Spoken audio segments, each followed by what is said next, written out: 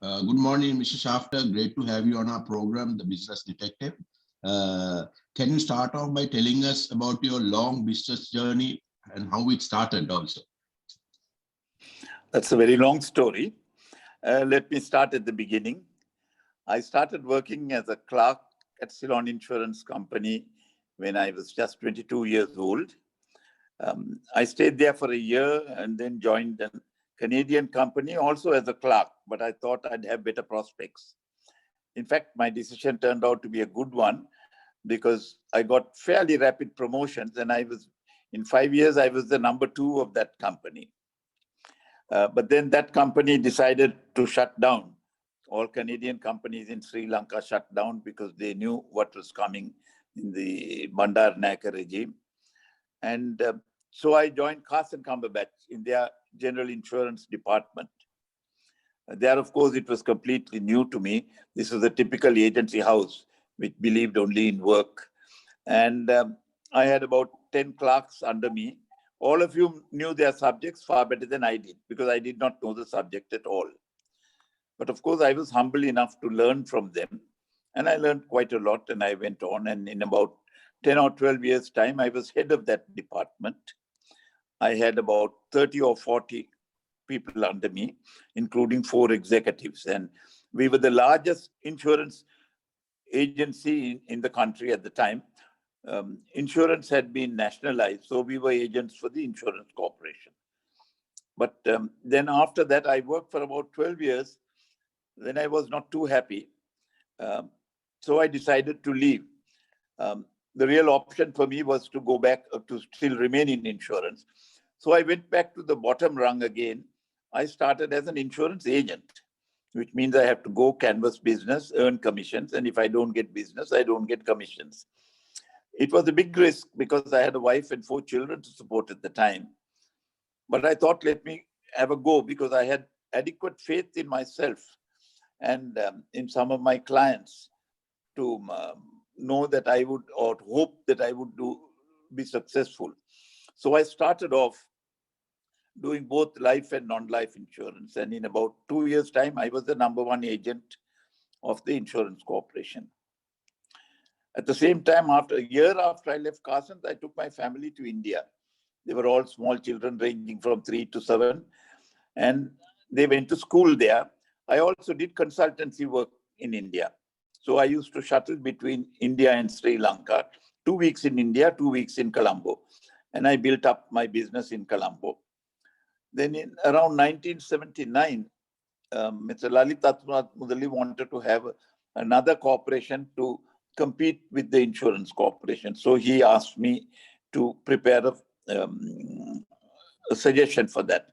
So I prepared a fairly extensive note suggesting that the old agency houses be called principal agents, that they would issue policies, settle claims, do all the donkey work, if you might regard it as such, for the National Insurance Corporation, which they would set up. The National Insurance Corporation would merely have the premiums and carry the risks. So that was quite good.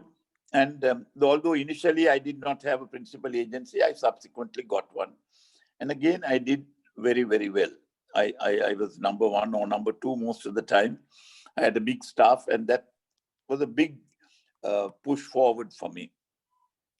Then about 1987, I think it was, Lalita Murali wanted to privatize, or Ronnie Dimel wanted to privatize insurance. He had known me from the school days, and he sent for me and asked me to prepare something, which was really the white paper. The white paper was identical to what I had recommended for formation of private companies. And so within about a year or 2 after that, 3 private companies, Celinco, CTC Eagle, and Union Assurance started business. And so I was working as a broker.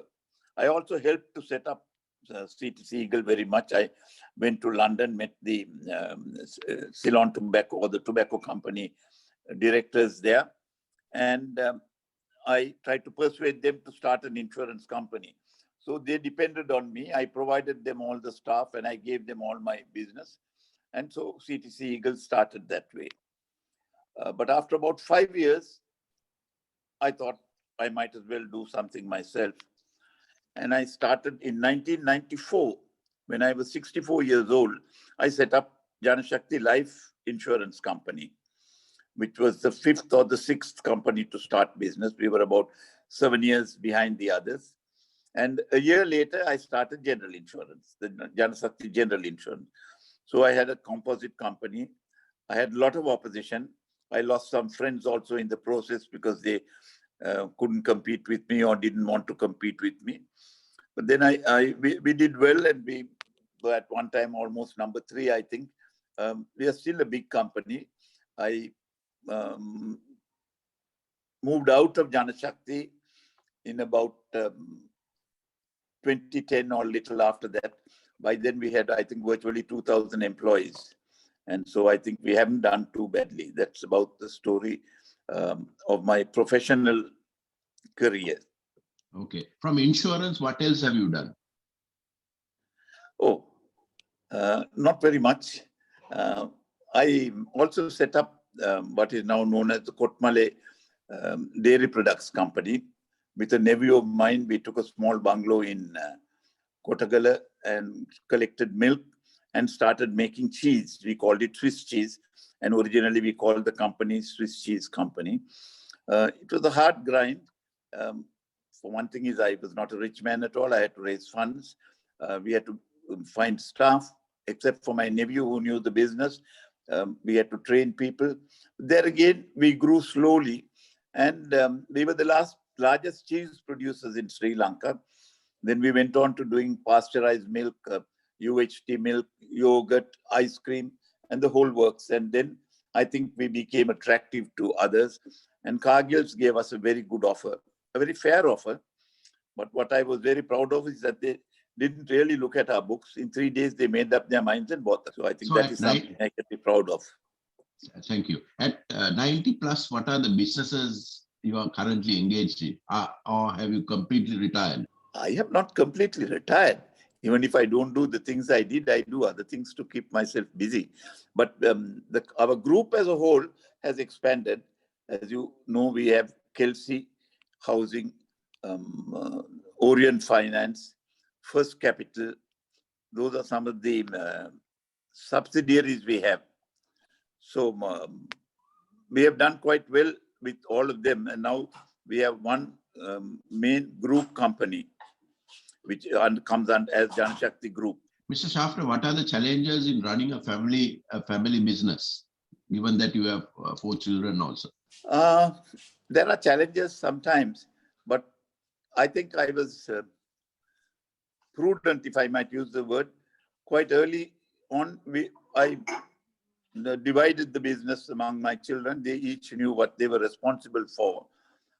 I never had any problem with any one of them telling me that I gave more to one or more to the other. Quite the contrary, I think some of them felt I didn't give enough to somebody else. But I think the main thing you have to remember is that when a business is yours, Dinesh, you want to run it the way you want. And I think I did not make the mistake of looking over their shoulders. Any advice you like to give some of the family-run companies in Sri Lanka about planning for the future or about succession? Divide your property early in life. Don't wait till you die, because your family will be destroyed in the process. Give it to them as early as you can. You can sit back and see how it grows, and see that each one gets a fair share. But each one must be independent in what they are doing. Don't meddle with what they do. Okay. Mr. Schaffter, I know you played for Sri Lanka and also played for St. Thomas's. What are the lessons you have learned from the cricket field? From the cricket field, I have learned a lot of lessons. A lot of what I am today is because of what I learned in the cricket field. How you learn to play for your side, how the umpire's word is law. Today, lots of people don't believe that the umpire's word is law. They want to be a super umpire.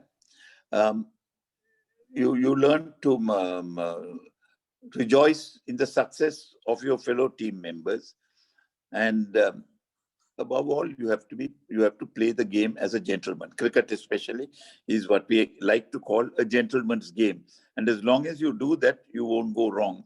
But sadly, administratively and also on the field, that does not happen today. But that is what I have learned from cricket I can never forget. I can never evaluate. Do you believe in work-life balance? Work-life balance. What do you mean when you say that? No, a lot of business people put 24/7 in running their businesses and neglect their families. Right. So do you believe in work-life balance? Well, I also neglected my family in many ways. I left them in India for 20 years. I sent them to England for another 10 or 15 years, and I lost the enjoyment of bringing up my children. But I was not young at the time. I had to build up something for them in case I was removed from the scene. But I don't think that working 24/7 is a remedy for that. I had no choice. I had to do that to make sure that my family won't be on the streets. But most people don't have that problem, and I don't think that. I think you must spend time. Spending time with your family is something for which there is no substitute. Okay. My final question to you is: will Sri Lanka ever become a developed nation? Will Sri Lanka ever become a developed nation? It can quite easily do that. They have the answers, but they rather look for the problems. So what is really holding us back? Since you have seen so many governments. The lack of will on part of our rulers to make sacrifices, because I think, sad to say, most of them look at political positions as an opportunity to enrich themselves, not to enrich the poor. And I think no government has really thought of the underdog. Though they say so many things, nobody has ever really gone down to the grassroots and done anything worthwhile for the underdog. Okay. And what role can the private sector play finally in this? Private sector can, if you will pardon me for saying it, be a little less selfish and a little more thoughtful of the have-nots, because they must realize that if they help to lift this country up, it will help them as well in the long run. Okay. And finally, Mr. Schaffter, what would you like to be remembered as? Remembered as? I don't know. I have very few enemies anyway. I think my employees are very happy with me, or have been happy with me. I would like to be remembered as a man who did as little wrong as was possible to his neighbor. Yeah. And in terms of reforms for the industry? I beg your pardon? And finally, in terms of reforms for the insurance industry, since you have been a veteran in that? That's a bad question. I don't think it's a question of reforms. I think the regulators should interfere less. When we first started and Dr. Dayanath Jayasuriya was the chairman, he had the principle that he would consult the industry in taking any serious, important steps. And the industry flourished at the time. But as time went on, regulators have felt that their job is to squash the industries, if I might use that word.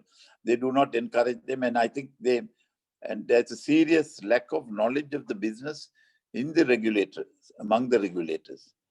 They are good at many things, but not at insurance, because hardly any of them have done anything worthwhile in the insurance field. And that's a serious drawback for this industry. Okay. Thank you, Mr. Schaffter. It was great talking to you.